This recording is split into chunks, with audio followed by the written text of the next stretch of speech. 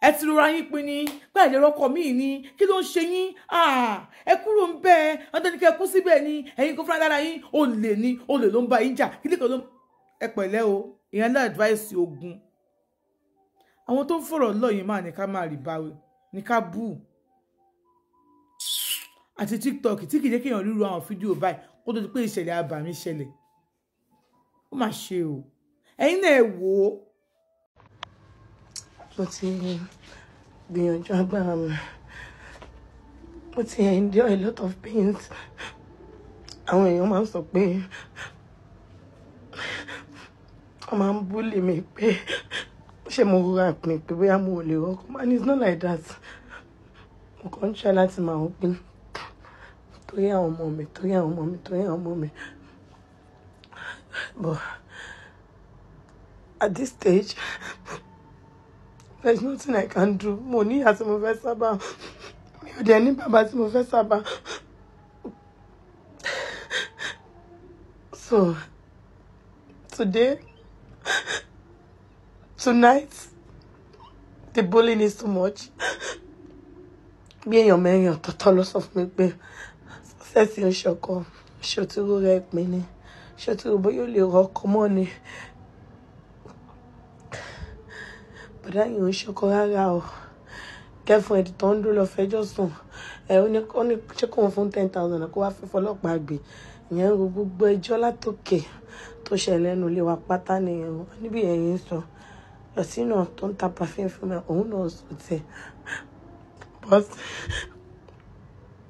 tí máa kú tán tó jẹ́ láti ẹjọ́ nítorí ẹ̀ náà ẹ bá mi tẹ́kẹ̀ àwọn ọmọ mi Pascal àti John Bosco. ṣe ti rí báyìí ọdún mo padà ráwọn fídíò kan tí lady yẹn padà sọ báyìí àwọn kìíní yẹn mo lè fi sórí fídíò yìí tó fi sọ̀rọ̀ nípa ọkọ ẹ̀ bí àkọ́ ìsọ fún pé ọkọ ẹ̀ ti níyàwó tẹ́tẹ̀lé ilé kí ló tó fà kí ọkọ ẹ̀ fi ń sùn ọ̀dọ̀ ẹnìkan all this stuff ṣe rí ọ̀rọ̀ yìí ọlọ́run ọba gbogbo ọ̀rọ̀ láyé yìí tá a bá sọ ó sọ pé bò wá dúró sí wàwájú bójú òótọ́ bóyá irọ́ mo wá bẹ̀ ọ̀rọ̀ tí mo fẹ́ sọ yìí má jẹ́ kó dúró tì mí wájú sí láburú láyé mi bí mo ṣe rí mo ṣe sọ wúlò dẹ̀ fi lé mi lọ́wọ́ oníbi ọ̀rọ̀ ní ti jẹ ní ti mu ó ní mo sì ń sọ yìí wọ́n wá jẹ́ fẹnu gbóbi má jẹ́ kí n tẹnu gbóbi ọ̀wọ̀ ṣe rí ẹ̀yin èèyàn ẹ̀yin gangan nìkan inú ọ̀rọ̀ tí lady yìí sọ jáde ó kàn ní ìdí ẹni tó máa fún ní okun àtẹ́wọ́ra pé kí ló ṣẹlẹ̀ kò sí ìgbéyàwó tí ò rí bẹ́ẹ̀ ọkọ yín wà lọ bẹ́ẹ̀ lómi sùn òun àlẹ́ wá tèkè pàṣánà ní omi nǹkan tó níbi kan ní ìdìnnú láìfẹ́ nìyẹn àmọ́ nítorí pé olórí burúkú nìwọ náà torí pé ò gbélé ọkọ torí pé ò rífẹ̀ẹ́ rí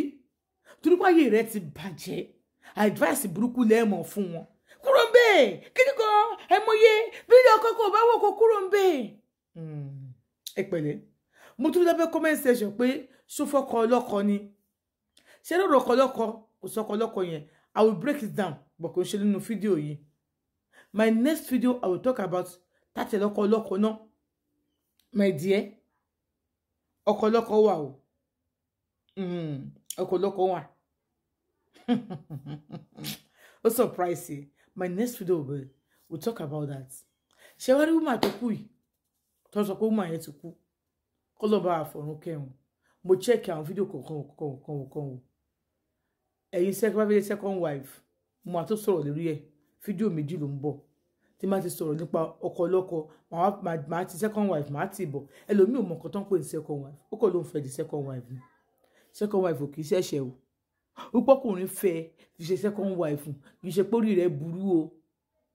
ó fẹ́ fi ṣe third wife orí rẹ̀ ò dàrú o ẹ máa sọ fún ẹ pé orí rẹ̀ burú ọkùnrin ṣe fẹ́ fi second wife sọ fún pé orí tiẹ̀ náà ti burú náà 100 tèmi ni wípé má kọjú ẹ̀ kó lọ́dọ̀ àwọn family ẹ̀ òfin tó wà ń bẹ nìyẹn o má dẹ̀ ṣe kí ni má expect nǹkan tí kò lè ṣeé ṣe òótọ́ ọ̀rọ̀ mo sọ fún ẹ o ṣé ló mà yìí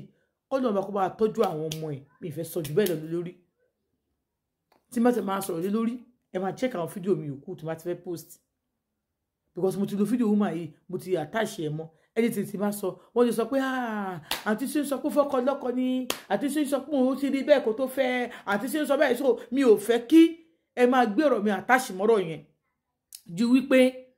ẹ̀yin tẹ máa advice yẹn ni pé kó ń bẹ́ẹ̀ tẹ máa ń búlì ẹ̀ kò sọ pé búlì ọkọ ẹ̀ gan kò dárúkọ búlì ọkọ ẹ̀ lọ́rọ̀ yìí ó ní búlì yìí ti pọ̀ jù àwọn ló ń búlì ẹ̀ ó ní wọ́n sọ pé